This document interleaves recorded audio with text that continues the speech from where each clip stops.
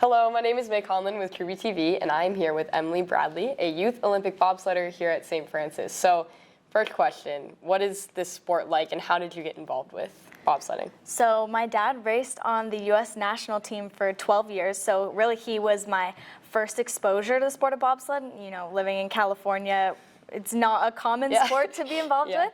So my first exposure was with my dad, and then after watching the Olympics last year, monobob, which is only one person in the sled, was introduced, and after seeing that, I was like, okay, I want to try this. So I asked my dad, I begged him actually, and then after a while he allowed me and we went out to Lake Placid and I started out. That's awesome. So you just started pretty recently? Just started last year, okay. Yes. And you've already reached some pretty high levels of success. So what have you competed in? What's some of the coolest things that you've done so far? So this season I raced in Austria, 2 races in Austria, 2 races in Korea, and then back to my home track of Lake Placid for 2 races.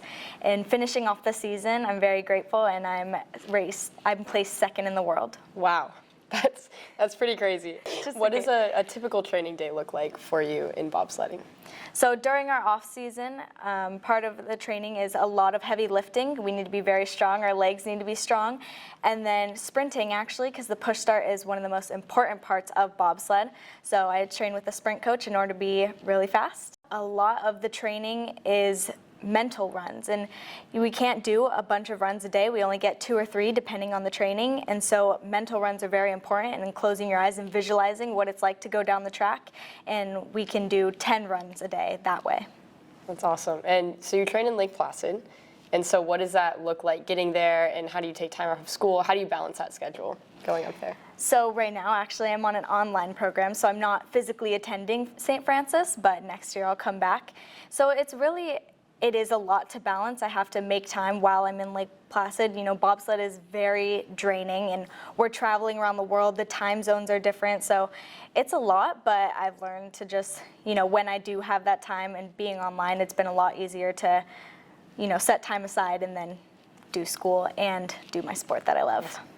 And what's the community like in bobsledding? Is that a pretty smaller community, I would imagine, but it definitely is a smaller community between the 2 sports, the 2 sliding sports, bobsled and skeleton. For the Youth Olympics, there's only 60 athletes, and which makes us honestly a lot closer. And I've made such good friends from many countries around the world, and it's been such a great experience. And you are going really fast. So how fast do you reach on that track? So depending on each track, we reach about 80 miles per hour. Wow. And all we wear is, I have my suit here, all we wear is this. It's very cold, it's very loud, it's very dangerous. I have crashed twice. Wow. And it does hurt. Even when we don't crash, because the bobsleds are so rough and it's just metal with very little padding, we do get really bruised up.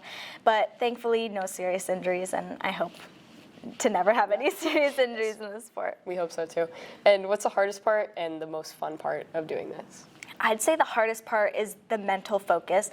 You know, being at the track, the person before you can crash really hard, and we see a lot of my friends crash really hard, get concussions, get injured, have to be pulled off the track to the hospital, or someone before you can have a really good run and now you're in your head and you have to go down the exact same track next. So it's really a battle to stay mentally focused, and I'd say that's one of the hardest parts about it.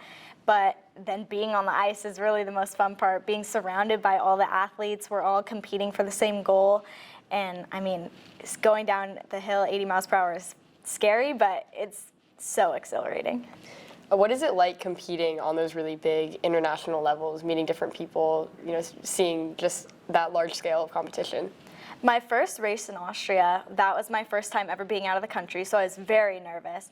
But it was a lot of pressure, but I'd say it was good pressure, you know, being there after I did win bronze and silver in Austria, my first 2 races, and standing up on that podium in another country wearing my country's flag was one of the best feelings and most proud feelings I've ever felt. So it is really nerve-wracking when you don't speak the language. Everyone's speaking different languages, you don't really understand, you have to figure it out, but I really love learning about everyone's cultures, and I found it really fun. So what does the future look like? Where do you go from here? So right now I'm just looking forward to the Youth Olympic Games next season, 2024, January of 2024, and hopefully bring home the gold. What would be your favorite part of returning back to school? Definitely being back here. I love St. Francis. Can't wait to be back. Awesome. Thank you so much, our very own Emily Bradley.